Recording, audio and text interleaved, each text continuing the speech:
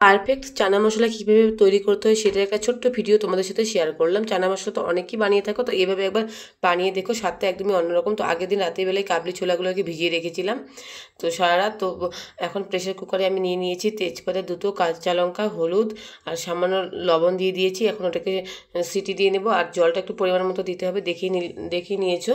তো এরপর কড়াইতে আমি ফোড়ন দিয়ে দিলাম, 6-7টা সিটি দিয়ে দিয়েছিলাম। ফোড়নের জন্য শুকনো লঙ্কা নিয়েছি 3টে আর গোটা জিরে। আর যেহেতু আমি এখানে আলু ফ্রাই করেছিলাম আগে, তাই কড়াইটা একটু ওরকম দেখা যাচ্ছে। আমার মেয়ে খুব কান্নাকাটি করছিল আলু ভাজা খাবার জন্য।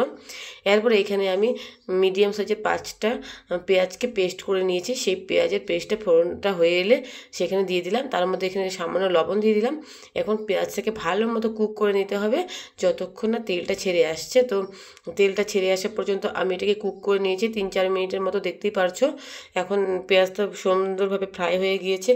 এর মধ্যে এখন আমি দিয়ে দেবো হচ্ছে আদা রসুন আর কাঁচা লঙ্কার পেস্ট। দেখো আদা রসুন কাঁচা লঙ্কার পেস্ট এখানে আমি দিয়ে দিয়েছি। এটাকেও সুন্দরভাবে ভালোভাবে কুক করে নেব যতক্ষণ না আদা রসুনের কাঁচা গন্ধটা বেরিয়ে যাচ্ছে, সে ততক্ষণ পর্যন্ত এটাকে কুক করতে হবে।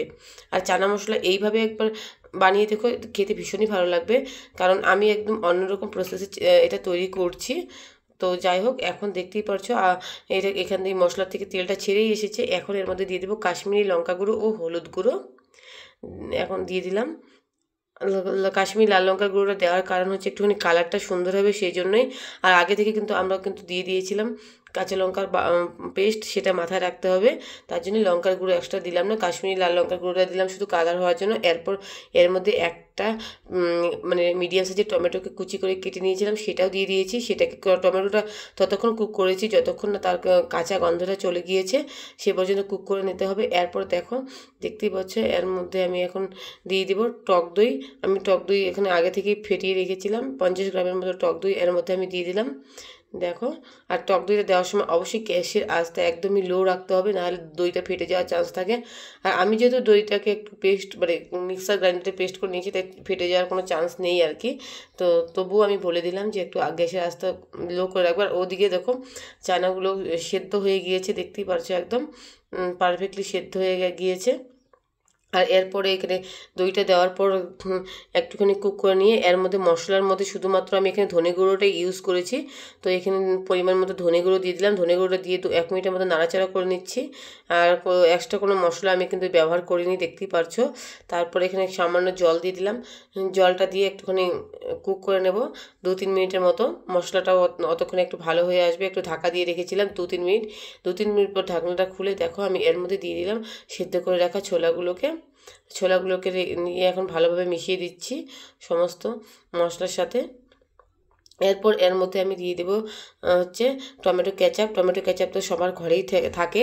তো এর মধ্যে আমি এখানে দিয়ে দিলাম এই 4 টিস্পুনের মতো টমেটো কেচাপ, আর দিয়ে দিয়েছিলাম এর মধ্যে হচ্ছে চানা মশলা 4 টিস্পুন, আর হচ্ছে সামান্য স্বাদ অনুযায়ী চিনি, আর হচ্ছে গরম মশলার গুঁড়ো। তো এখন সমস্ত কিছুকে ভালোভাবে মিশিয়ে নিচ্ছি, দেখতেই পারছো সুন্দর করে সমস্ত মশলাগুলোকে। এখন এটাকে একটুখানি কুক করে নিয়ে এর মধ্যে দিয়ে দিব সামান্য জল। তো এর মধ্যে সামান্য জল দিয়ে দিলাম, জলটা দেওয়ার পর এর মধ্যে মেথি পাতা দিয়ে দিয়েছি, আর দিয়ে দিচ্ছি সামান্য বিট লবণ। মেথি পাতাটা তোমরা চাইলে একটু গুঁড়ো করেও দিতে পারবে, আমার হাতে সময়টা খুবই কম ছিল সেই জন্য আমি হচ্ছে মেথি পাতাটা এমনি দিয়ে দিলাম। আর দিয়ে দিলাম 1 চামচের মতো ঘি, বাস। আর লাস্টে এটাকে দিয়ে দেবো একটুখানি সামান্য কুচনো ধনিয়া পাতা দিয়ে এটাকে আমি ফিনিশ করলাম রান্নাটা। তো কেমন হয়েছে, যারা ইউটিউব থেকে দেখছো তারা অবশ্যই চ্যানেলটাকে সাবস্ক্রাইব করবে, আর যারা ফেসবুক থেকে দেখছো তারা অবশ্যই এরকম আরও ভালো ভালো ভিডিও দেখতে গেলে লাইক কমেন্ট শেয়ার করে পাশে থাকবে। তো কেমন লাগলো আজকে ভিডিওটা আমাকে অবশ্যই জানিও, আর একবার অবশ্যই ট্রাই করে দেখো এইভাবে চানা মশলা।